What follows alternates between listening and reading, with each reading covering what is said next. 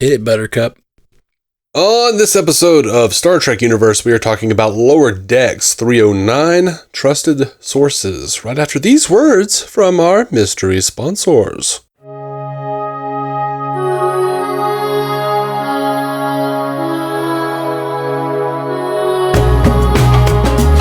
Welcome to Star Trek Universe, the podcast where you get to listen in on two lifelong friends chat about Star Trek like they've been doing a long time. My name's Matthew Carroll. I am David C. Robertson.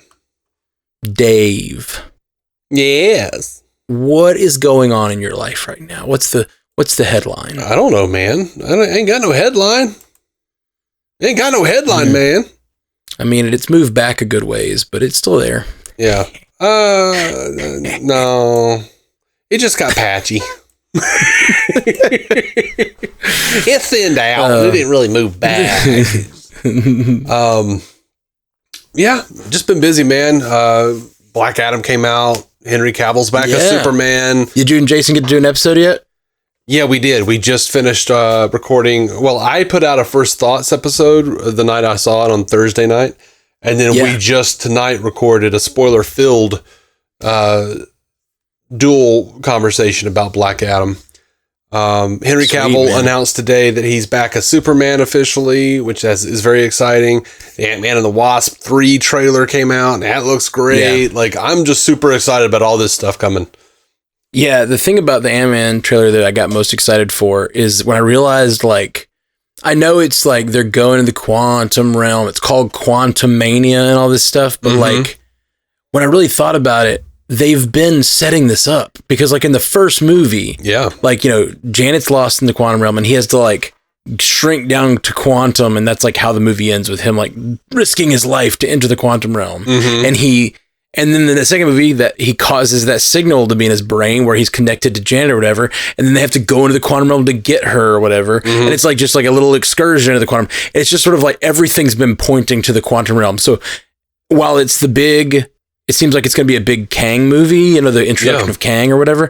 It's also like a really reasonable, like next step for the trilogy or whatever. Like I'm really, really pumped about it. One of the things I liked about it was I'm like, oh, this makes sense. Instead of her just like floating out there for like 50 years or something. No, she's actually been hanging out at the bar. She got an apartment, you know. She goes to the quantum realm gym. Works out a little bit every day. Like hangs out at the hive of scum and villainy that is the bar there. Right. They have their own version of Hot Pockets. Really tasty late night snack, you know. Yeah, when she first returned from the quantum realm, she had like all those weapons and different clothing and all this stuff. And I was like, oh yeah, she's been doing something. And so it's almost weird. She says in the trailer, like, there's something I didn't tell you. And I'm wondering if it's like something specific or like, did she not tell them about the whole society down there? Because that's weird. That would be weird if she was just like... Yeah. It's like, by the way, there were other people there. And they were also affected by the snap. Or were they? That's a whole other problem. Oh, yeah, a whole other thing.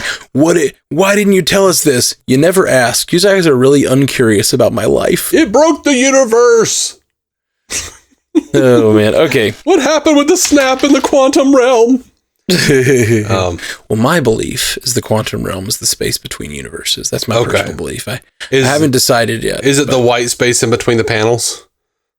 Yeah, exactly. Precisely, my friend.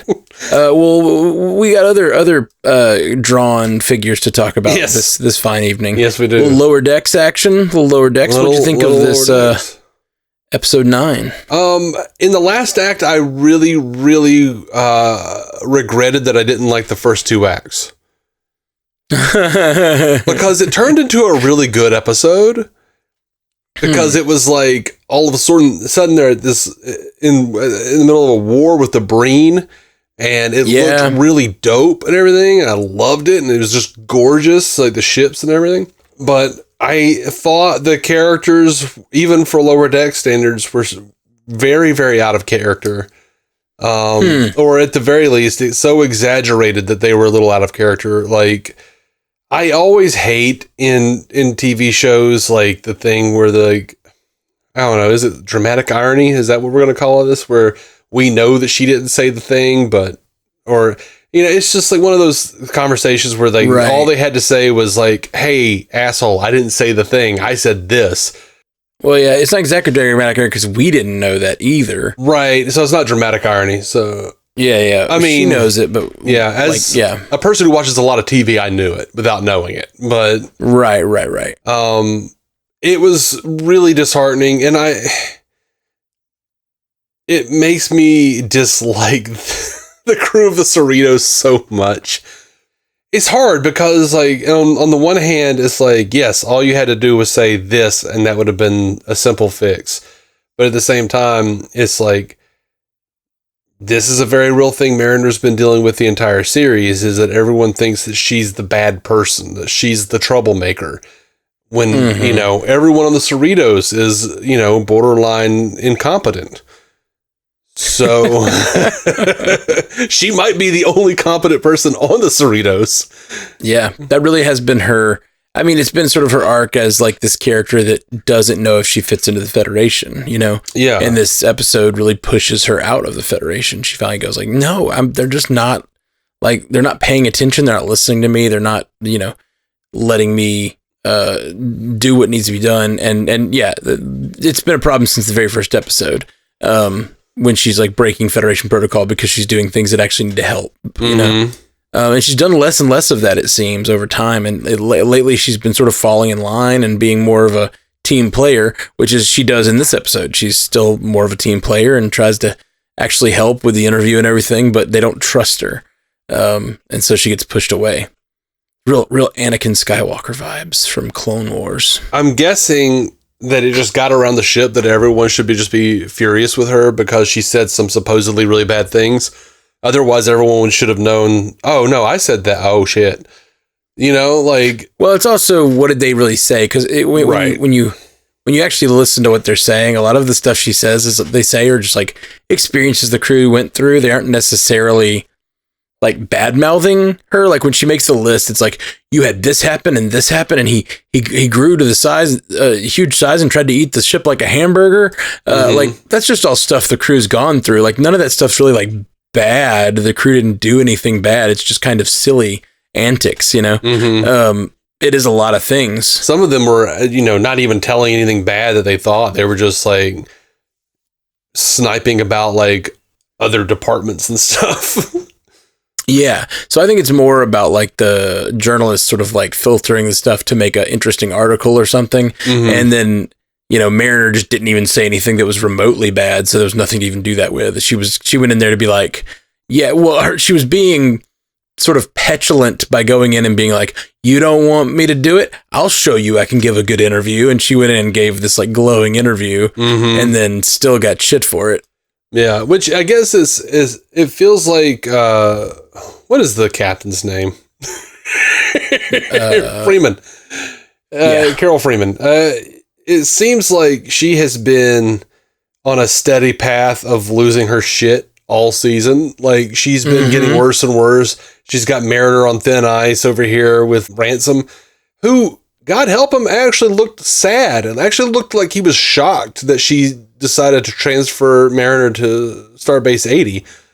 Yeah, for who sure. Actually looked like, oh my God, you've gone too far, lady. Yeah, and then in the end, they find out she really did because she wasn't even correct in her assumptions. Yeah, and man, I mean, I expected it from both, but man, it hurt my heart when her Andorian girlfriend turned on her.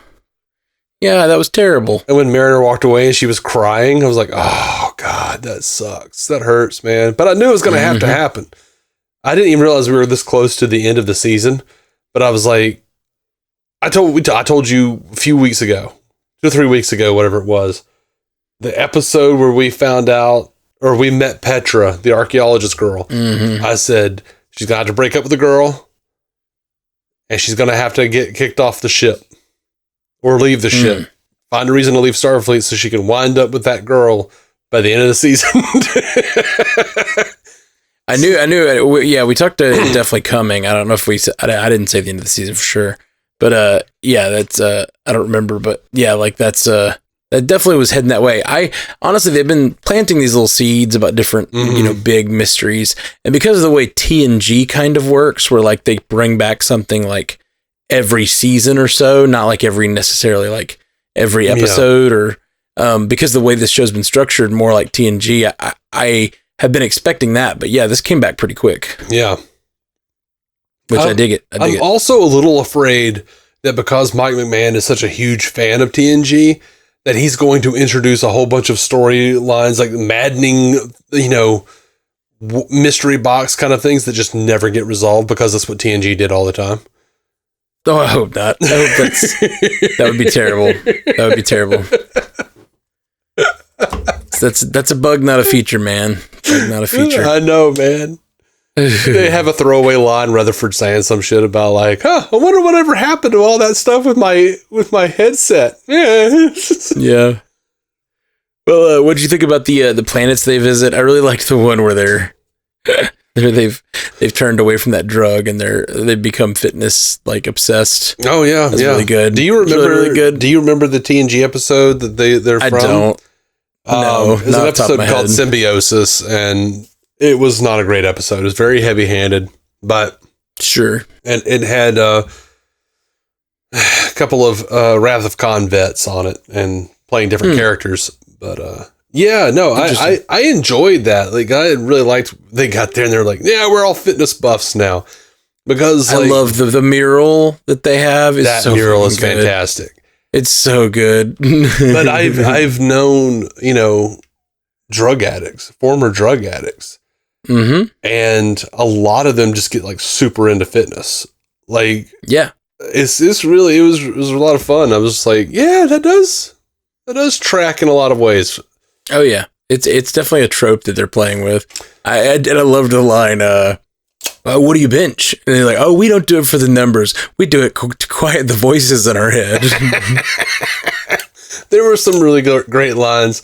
There were. I loved that. I loved Rutherford telling him, give me the pie, phaser me if you have to, pulling his shirt open, Yeah, I love my body needs crust. Yeah. I've been starving myself for this day. My body needs crust. So good. I did really enjoy that. Yes. So that, it was an episode of Lower Decks, but it was a little out there for me. It was a little too much. They just did a little too much bending specifically here at the end to get Mariner where they wanted her to be, I feel like.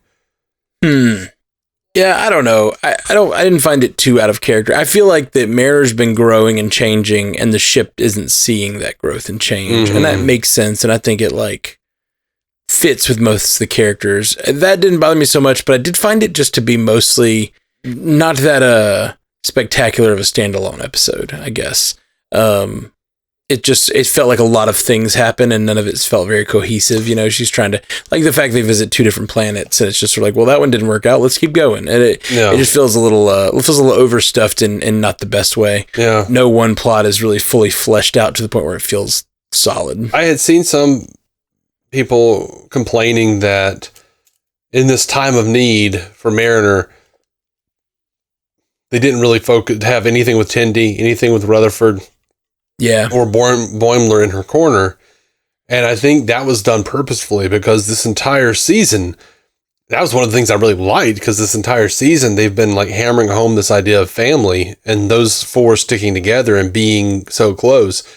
And I think they would have to have been busy doing something else for Mariner to feel alone enough to actually want to give up. Well, I guess the giving up is one thing, yeah, but the leaving the ship without like a solid goodbye is weird a little bit. Yeah. Being like, go to Starbase 80, and then we don't get a scene where I don't think we get a scene where they're like even, saying goodbye or whatever. Yeah. So I see what they're saying out there in the internet lands. I can too. Okay, let's talk about the Breen. I think it's really interesting. The Breen, I don't know. So the Jem'Hadar had the Ketracel White. Yeah. And the fact that this planet was a producer of, and last we saw the Breen, they were allies with the Dominion for the war. So like it made me wonder if like this planet that produced a drug to basically enslave the other planet or whatever, you know? Nah, I don't think so. Like had any kind of connection. I mean, that's a good idea.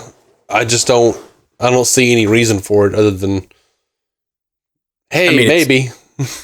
Well, yeah, I just thought it was interesting because one of their allies is the Jem'Hadar, who's stuck on Catch Cell White in this. I don't know. Yeah, those two plot lines are very similar, and I could see like if this planet lost its revenue source because it was no longer working with this other planet because Picard shut it off. Now the Breen come around being like, well, you could also produce some of this for us, and I do like the idea that like maybe the Breen learned something from the founders and have started being drug pushers to control the masses.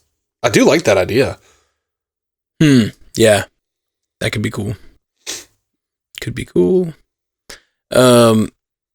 All right. Well, yeah, I don't know. I feel like this episode had some funny lines, but other than that, it didn't really like land for me. I agree. I think it was like an episode to get Mariner where they wanted her. Yeah. Oh. Not that I think it's totally forced, but I think like it feels like a setting up pieces and moving her away. Yeah. Kind of by the way, they did kind of have a goodbye.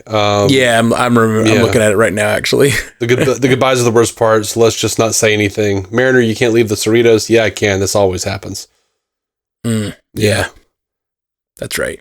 I couldn't even remember it. It's like I don't know. It didn't hit me in the heart, which is just a bummer because I do care about these characters, and I like if the family's breaking up and Mariner's leaving. When she leaves, she does like proper Vulcan salute. Why didn't you do the upside down one? That would have been a better callback. Was it upside down or was it backwards? It was something, I don't know. It was, I don't remember, but like the very first episode. I think it's better that it's proper because she's sad. Yeah. True. I really like that they call her Bucket Mariner. Yeah, I don't know. I don't really have a whole lot. Let's see what Stu said, because Stu wrote in. Yeah. Stu will save us. He'll save the cast. Because it's in shambles, damn it. Yep.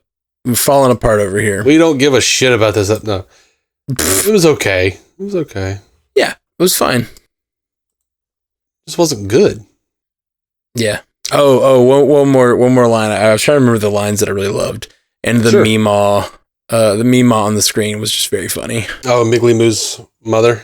Yeah, it was really good. That was weird. Call my Meemaw. She needs to see her little boy in the big chair. I want to like that character so much more than I do. I feel like he's on a different show. Like he feels like he's on, I don't know, an even sillier show than this show, which is saying something. Yeah, that's Paul F. Tompkins, isn't it? Yeah, I love and adore. Paul F. Tompkins. Do. I like him. Stuart Little has an email called "Time to Come Clean." I don't know. Ooh. He says, "Hey guys, so Matt, you asked last week if Dave was me just because my email had some similar thoughts to his, and the answer is kinda." Oh, okay, that's a twist. I don't. Dave, what is this email going to say? I don't know. You're like realizing like a Fight Club moment here. I told you, I don't read these before air. I don't know. Yeah, see, I'm actually Dave's alternate personality that he isn't aware of. Oh, you called it.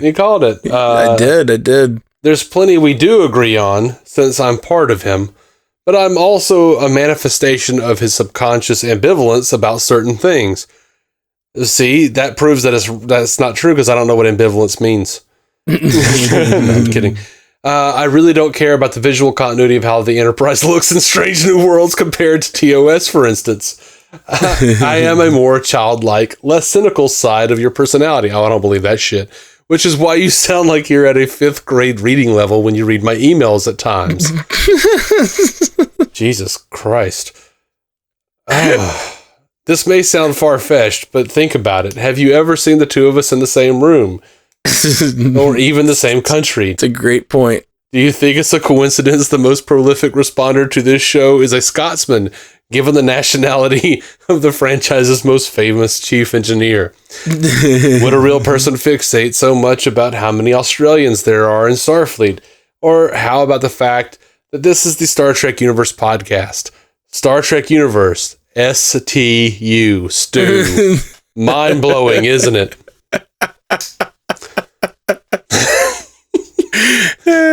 Yes. That was great, Stu.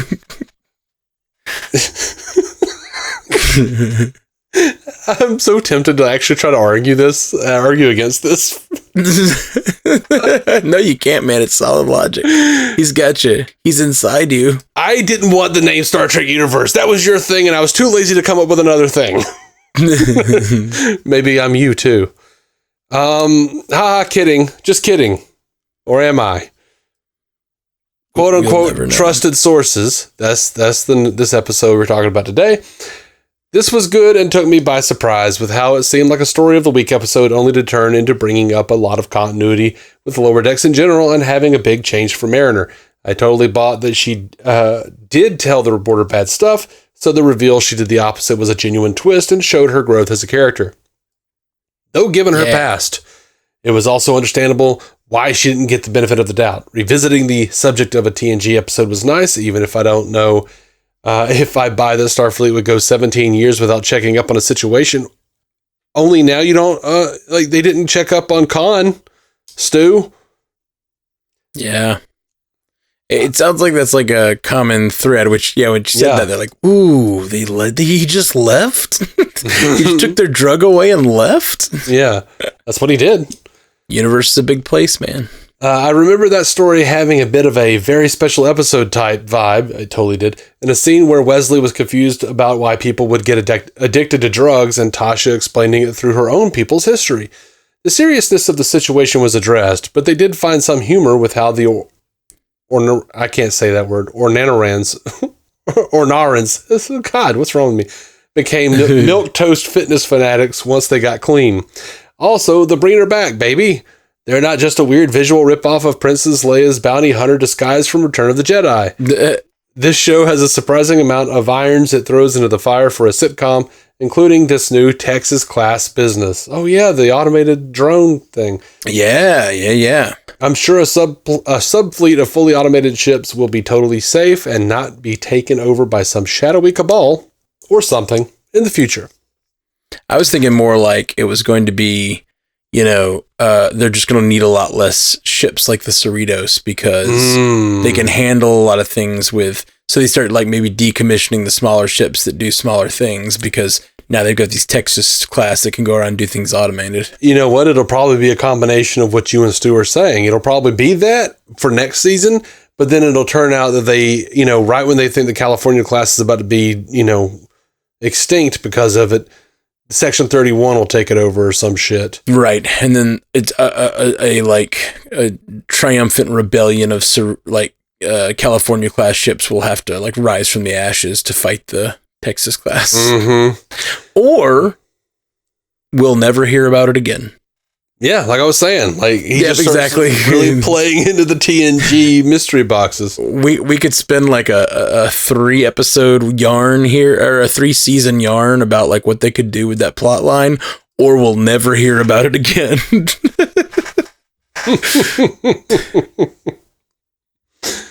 All right. Stu says, though, when they first scanned it and said there were no life forms, I thought we were getting a holographically created vessel. He says hologrammatically created vessel, but I have to assume he meant something else. I wonder how long Mariner's absence from Starfleet will be, and if another character will fill her role in Beta Shift for a while. Maybe time to bring back the Vulcan officer from Wijduj, who got transferred to Starfleet. Oh, man, I liked her, too. Yeah, me too. Hey, mentioning that, too, he said the thing about Beta Shift, and, I loved the line, wait, I didn't know there was an Alpha Shift. As if, he thought they were the best shift, or, the first shift, I don't know, that's just really silly. Yeah, it is. Silly joke, but I like it. Stu says, P.S. Dave, before I forget / dissolve back into your psyche, you need to buy new milk. It goes off tomorrow. I assume it goes off tomorrow means it goes out of date. Or it expires? Yeah, you would know that if you had the memories and like experiences of your alter, but apparently you don't. Yeah, okay. Apparently you guys need some integration. I mean, damn it, man. I love this. I love this subplot. It's my favorite Star Trek Universe podcast subplot. Yeah, so I'll just start slipping in and out and piss Stu off. I'll be like, I'm from Glasgow. Hey, I don't like people from Britain. Yep, Dave's wrong about the ship. Bloody hell. Like the worst impersonation I could possibly do. Yep. Yeah, and I like how since he insulted your reading, you went back and read his mistake in writing instead of just fixing it on the fly like you would normally do. You did it. Yeah. You fixed it on the fly and then went back to petulantly make sure he knew that you saw the misspelling. Yeah. That's right. You and your alter are fighting.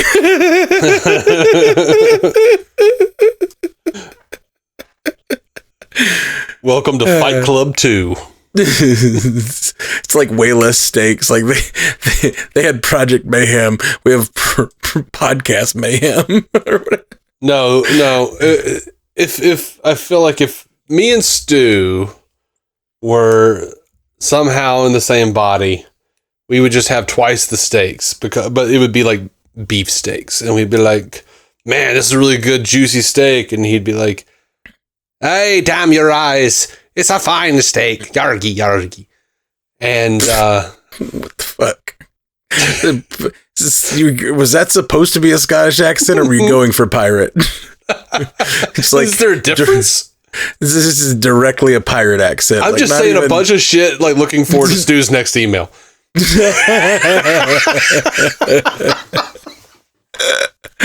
All right. Jolan True, my friends. Hey, live long and prosper, me mateys. I'm from Glasgow. Yarg.